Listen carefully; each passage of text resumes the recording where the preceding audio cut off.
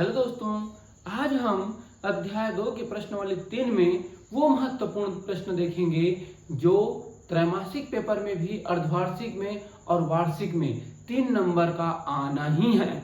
और वो किस तरह से बोर्ड एग्जाम में प्रश्न पूछते हैं वो हम सारे तरीका आपको आज बताने वाले हैं। तो पहला प्रश्न हम शुरुआत करते हैं।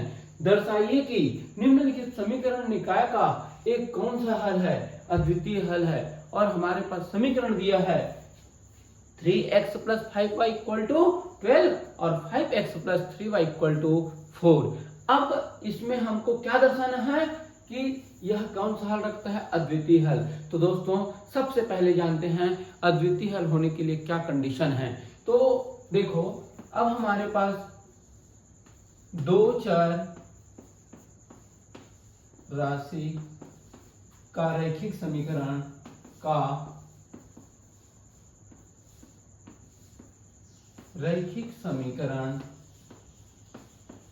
क्या होता है दोस्तों, ax + by = c।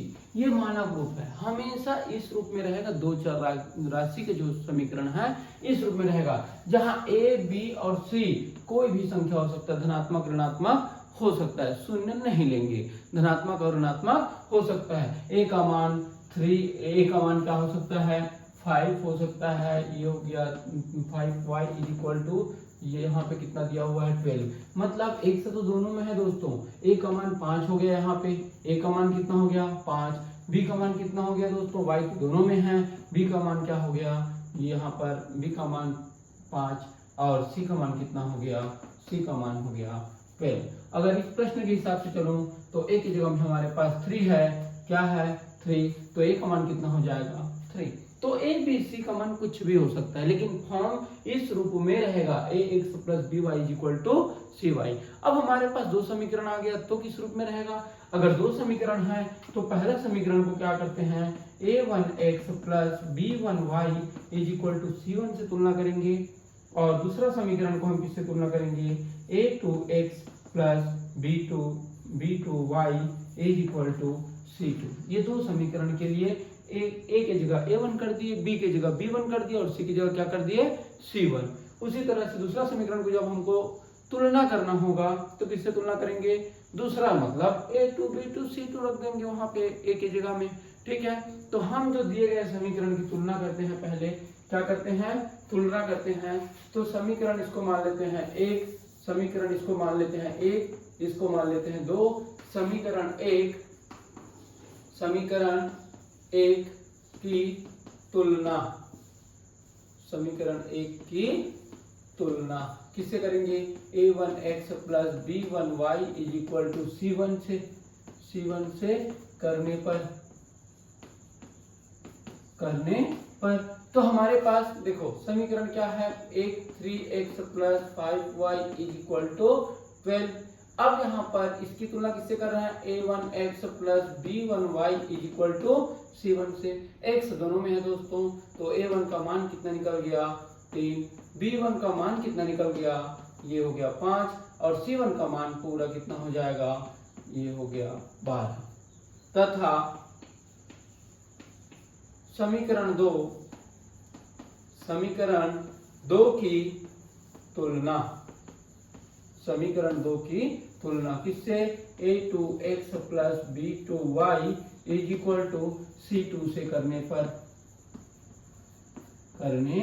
पर हमारे पास समीकरण 2 क्या है दोस्तों, 5x + 3y = 4। अब इसकी तुलना किससे करना है, a2x + b2y = c2 से।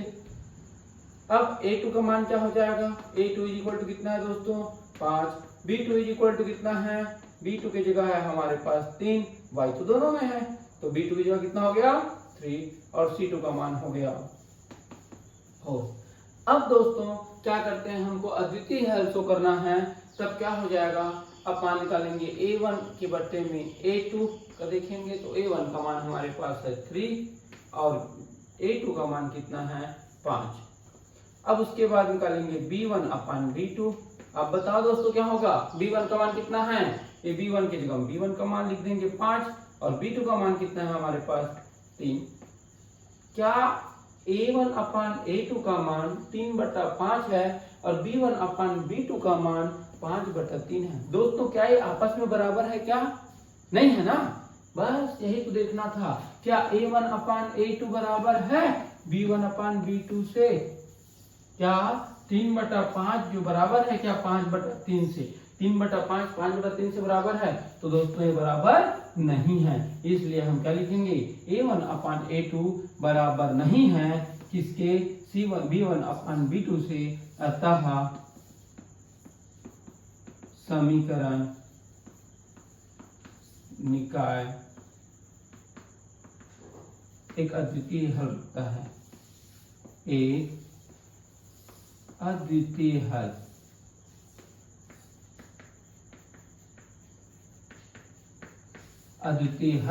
रखते हैं। बस इतना सा क्वेश्चन है दोस्तों। जो दिए गए समीकरण है उसको तुलना करेंगे दो समीकरण से, a1x plus b1y equal to c1 से पहला समीकरण की तुलना करना है, और a2x plus b2y equal to c2 से दूसरे समीकरण की। तो पहले समीकरण से किसका मान आएगा, a1 b1 और c1 का मान। दूसरे समीकरण से किसका मान आएगा, a2 b2 और c2 का मान। फिर बटा में करके देखेंगे क्या a1 अपान a2 का मान और b1 अपान b2 का मान बराबर है कि नहीं। अगर बराबर नहीं है तो नीचे में लिख देंगे समीकरण निकाय का क्या है, अद्वितीय हल है।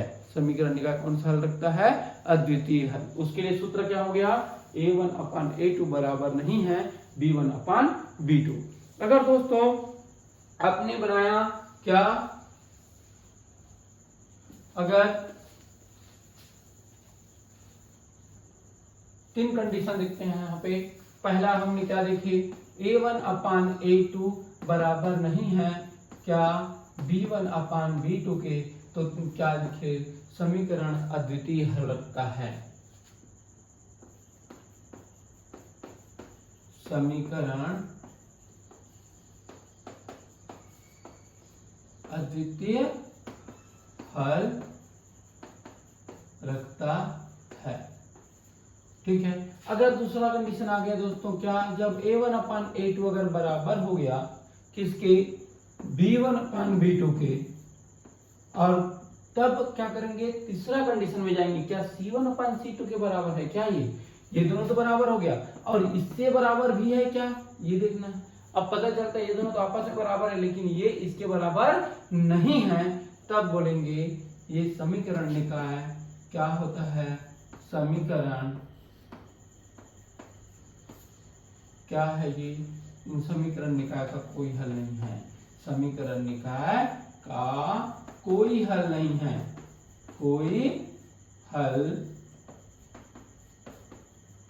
नहीं है। अगर तीसरा कंडीशन में जाते हैं, अगर तीनों बराबर हो गया तो a1 अपान a2 ये बराबर है b1 अपान b2 के बराबर है c1 अपान c2 के। दोस्तों अगर ये तीनों बराबर आ गया तो काम सिर्फ इतना ही करना है, तुलना करने का, और देखना है क्या a1 अपान a2 बराबर है b1 अपान b2 के बराबर है। तो तीसरा कंडीशन में गए, अगर ये भी बराबर हो गया तो समीकरण निकाय अनंत अनेक हल रखता है। समीकरण निकाय अनंत अनेक हल रखता है।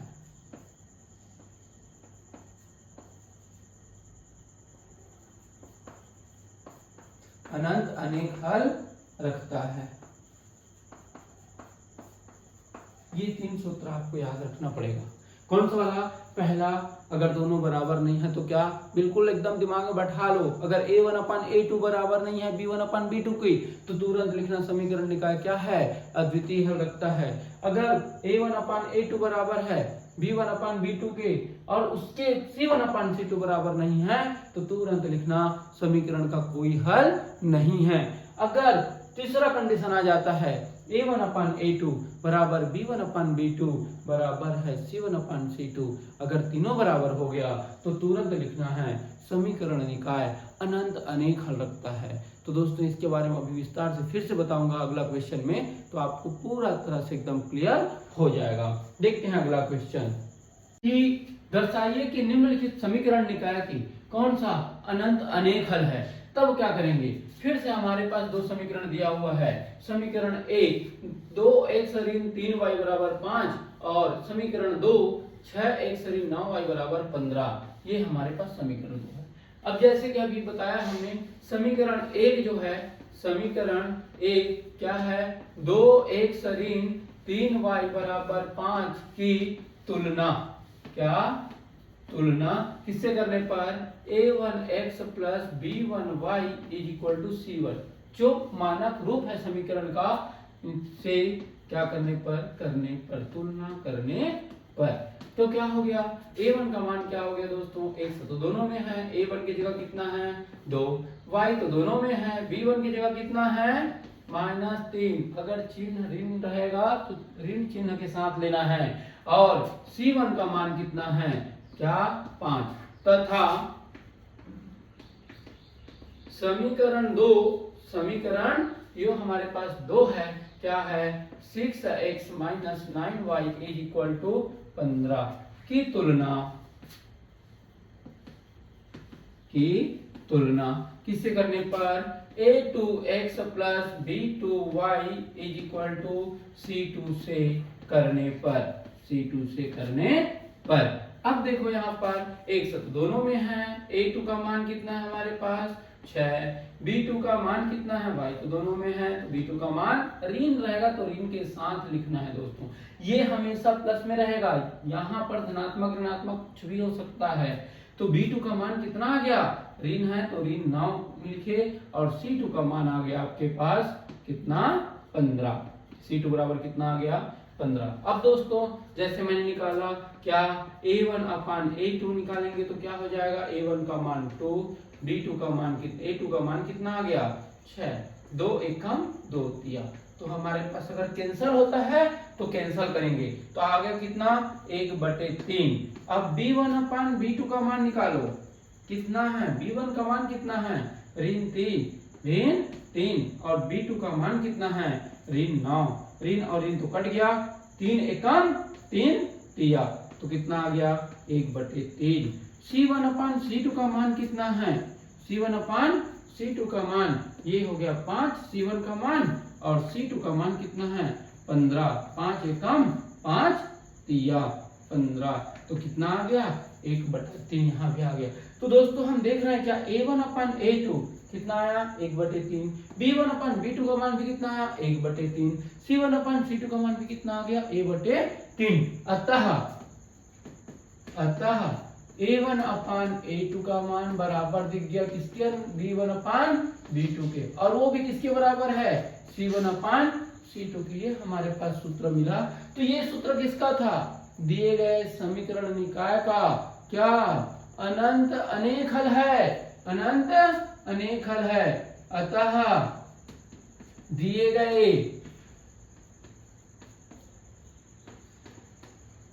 समीकरण निकाय का अनंत अनेक हल है, अनंत अनेक हल है। बस दोस्तों इतना सिद्ध करना था हमको, पूछा था अनंत अनेक हल है ये बताइए, तो हमने क्या किए, दो समीकरण दिया था, तो पहले समीकरण की तुलना, पहला जो समीकरण है मानक रूप a1x plus b1y equal to c1 से तुलना किए, किसका मान निकला a1 b1 और c1 का मान निकला।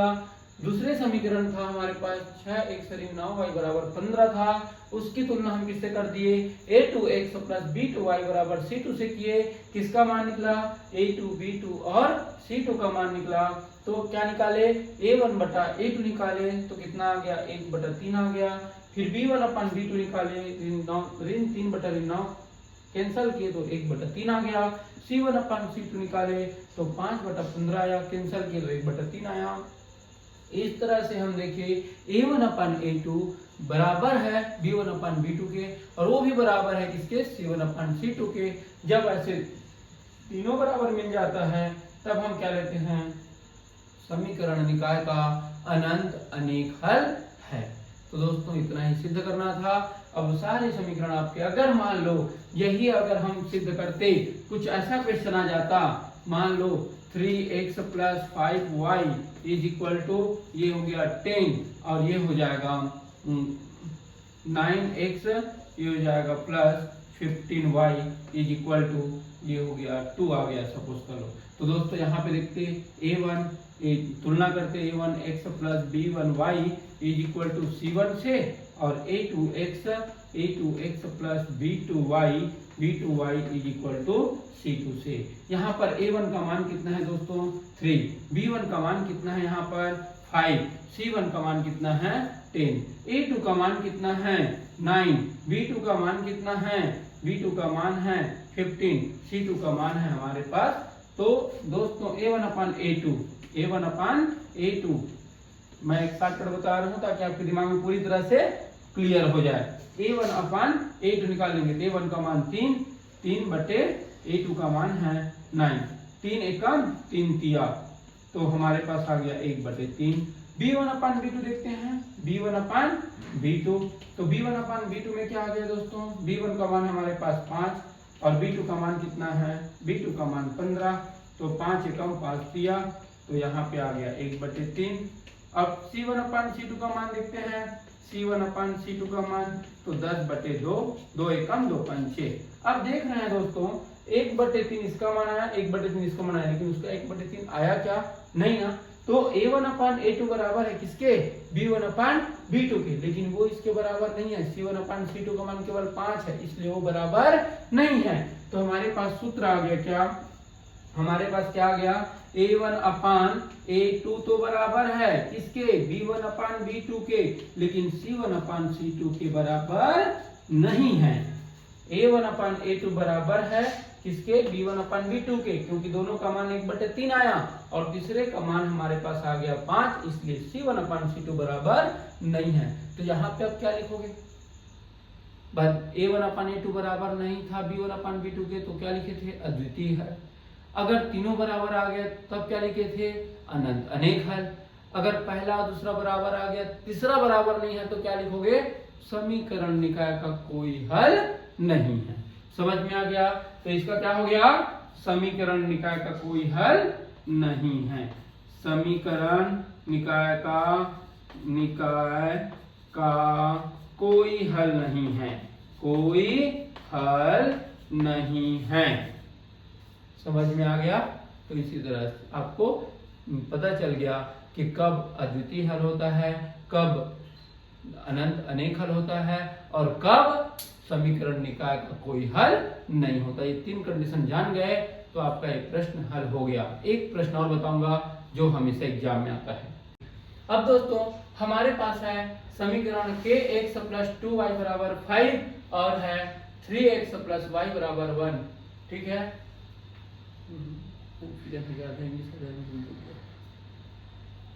अब दोस्तों हमारे पास समीकरण है kx धन 2y बराबर 5 और 3x धन y बराबर 1। अब समीकरण निकाय का पहले से बता दिया है कौन सा हल है, अद्वितीय हल। अब हमको यहाँ पर चेक नहीं करना है, केवल सूत्र का प्रयोग करेंगे अद्वितीय हल का, और किसका मान ज्ञात करेंगे, k का मान ज्ञात करेंगे। तब देखते हैं समीकरण kx प्लस 2y बराबर 5, ठीक है। इसकी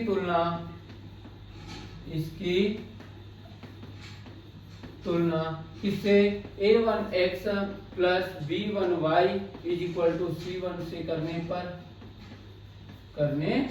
पर तो क्या हो जाएगा दोस्तों, a1 बराबर आ गया, अब एक साथ दोनों में है, हमारे पास a1 का मान कितना आ गया k, b1 का मान कितना आ गया 2 और c1 का मान कितना आ गया 5। इसी प्रकार किसका, समीकरण 2 का, समीकरण 2 मतलब 3x धन y बराबर 1 की तुलना किससे, a2x प्लस b2y बराबर c2 से करने पर तो क्या हो जाएगा, a2 का मान, a2 की जगह में कितना है 3, b2 की जगह में कितना है हमारे पास, कुछ नहीं है दोस्तों, यहाँ पे तो 1 है, क्या है 1, और c2 का मान भी क्या आ गया 1। प्रश्नानुसार चलेंगे, किसके अनुसार, प्रश्नानुसार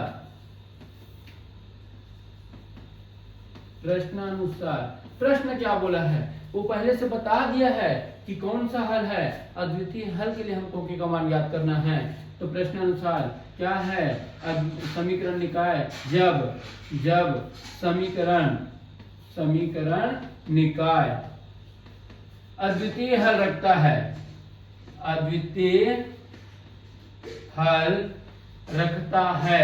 अद्वितीय हल रखता है तब क्या हो जाएंगे दोस्तों, a1/a2 बराबर नहीं है b1/b2 के। सिर्फ ये कंडीशन लग गए, जब समीकरण निकाय अद्वितीय हल रखता है तो हमारे लिए सूत्र क्या है, a1/a2 equal to b1/b2 not equal to b1/b2, मतलब a1/a2 बराबर नहीं है b1/b2। सूत्र लगा देना है। अब a1 का मान कितना है हमारे पास, a1 का मान है k बटा a2 का मान कितना है 3 बराबर नहीं है। b1 का मान कितना है हमारे पास, b1 का मान 2 और b2 का मान कितना है 1।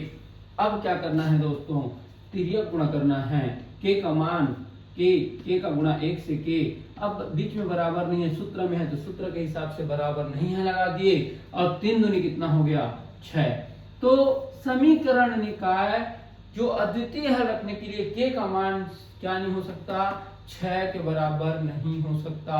अगर 6 के बराबर हो गया तो समीकरण निकाय अद्वितीय हल न रख के कोई दूसरा हल रख लेगा। मतलब k का मान तभी या दिए गए समीकरण तभी अद्वितीय हल रखेगा जब k का मान क्या नहीं होगा, 6 के बराबर नहीं होगा। 6 के अलावा कुछ भी हो सकता है लेकिन k का मान क्या नहीं होगा, 6 नहीं होगा। समझ में आ गया दोस्तों। तो बस इतना सा हल था।